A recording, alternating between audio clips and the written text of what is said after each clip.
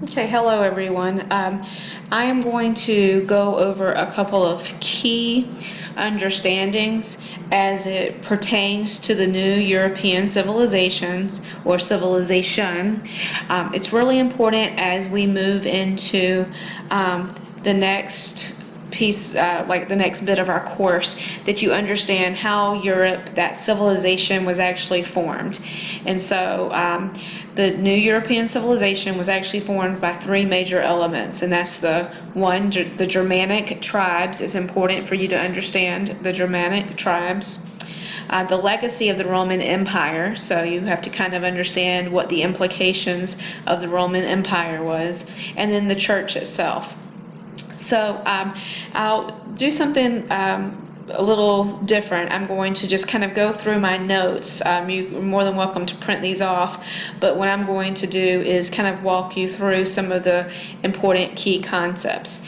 Again, as I've stated in a couple of other videos, I'm not going to pause in real live time. In other words, the video will not stop for 5 minutes for you to write notes. That'll be something you'll have to control on your end as far as in pausing, printing out notes, writing them down, all of that kind of stuff. You can control that. One of the key things we're going to talk about before the end of this video is feudalism. So make sure you take very detailed notes and you understand that concept. And I'll circle back around to that in just a few minutes.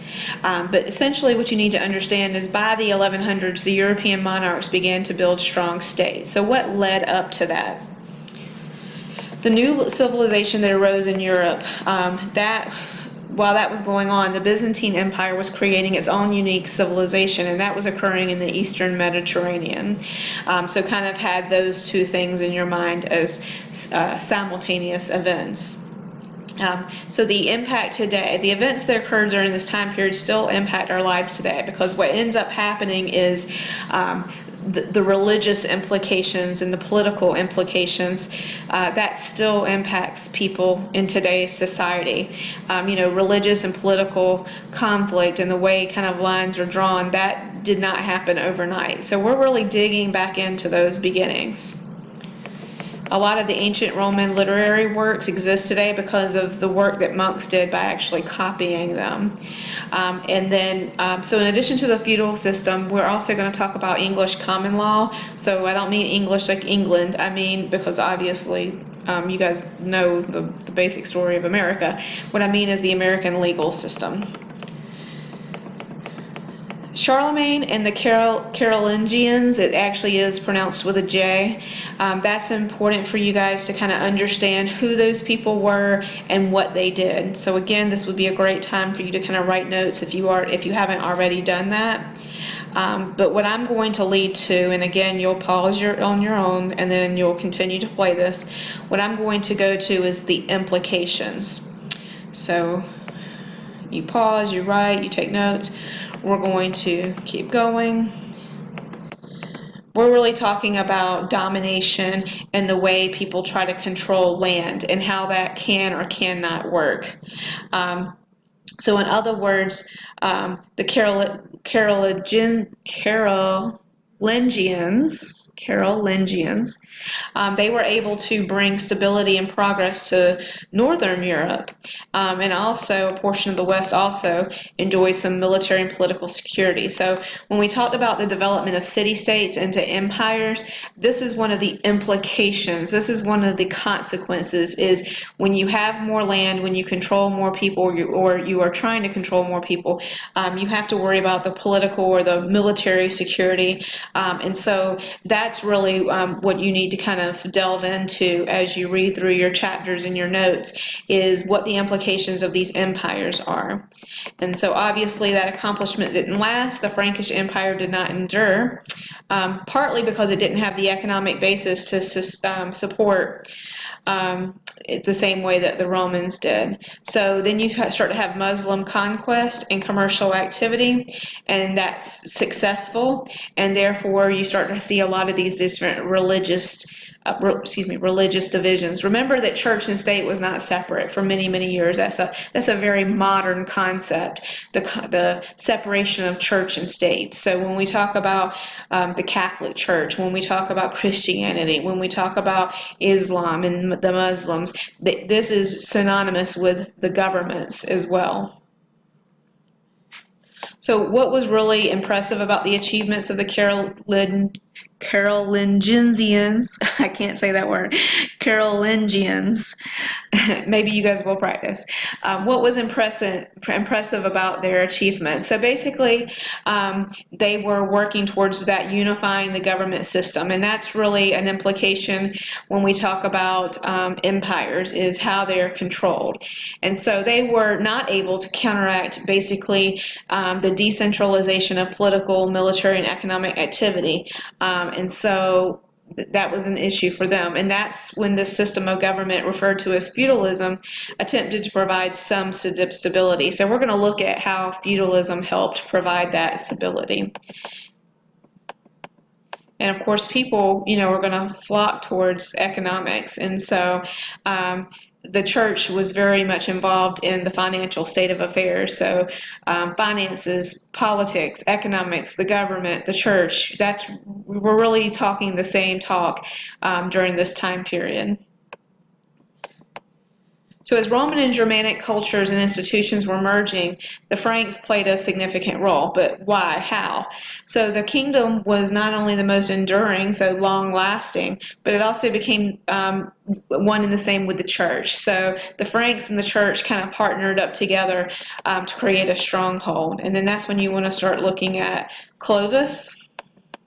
So there was a lot in your notes in your book about Clovis. This would be a good opportunity to stop and read and understand. Make sure you understand Clovis. I want to go back to something that you should understand. The coronation of of Charlemagne, that symbolized kind of the coming together of the Romans, the Christians, and the Germanic elements. That was really important. He was crowned emperor of the Romans by the Pope. The Pope represents the Catholic Church. And so you basically had a spiritual and political leader. And that's really where that new civilization that comes to fruition. So what is Charlemagne's coronation as the Roman Empire? What kind of significance did that have to the development of the European civilization? That's something you need to kind of ponder and think about. But I want to shift real quick to a couple of things. First, let's talk about the code, the Justinian code that we were talking about a little while ago. Let me see if I can get my view to change. I want to show you in larger format. There we go. So basically, Justinian was an emperor in 527, and he basically tried to reestablish the Roman Empire, and he was able to do this. And what's significant about Justinian that you need to remember is his body of civil law. So he really started to do what they call codify.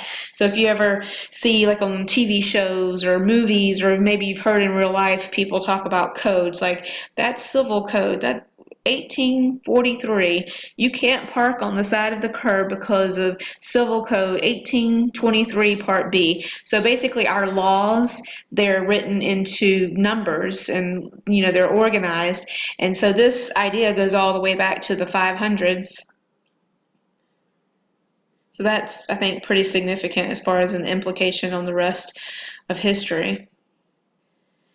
But the problem was that with Justinian, he just had too much land to protect. And so he had the Muslims, and he had all of these other kind of threats. And so how do we really control land that's that big? If you look at those maps in your book, you just see that you're essentially talking about a continent or two continents, land on two continents that they're trying to control. So how can you control people over that large span? I mean, you're talking about the absence of the military weapons of today, and without the transportation and definitely not the communication that we have today. I mean, we're talking about pre-horse and buggy even, really.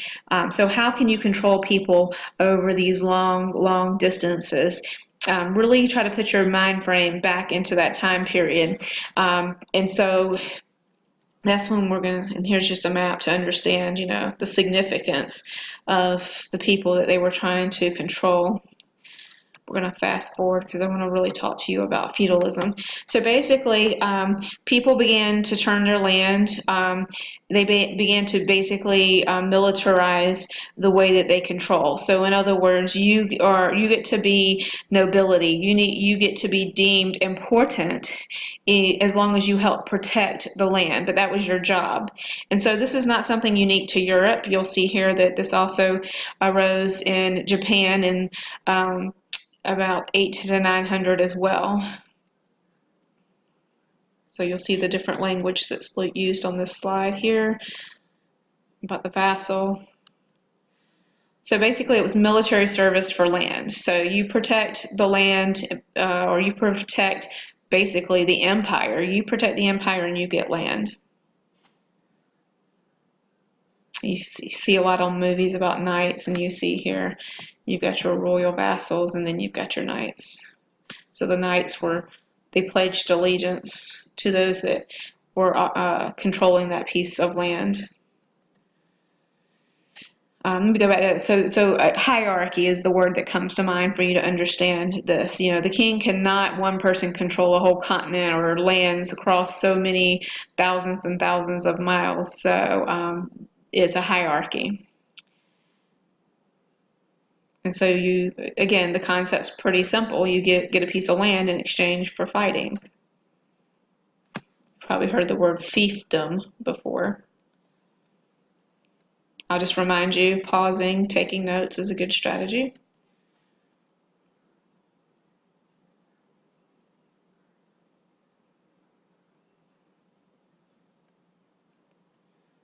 Kind of like a pyramid scheme, in modern day pyramid, right? Okay, so hoping that helps you understand a couple of the concepts that are important as we move forward.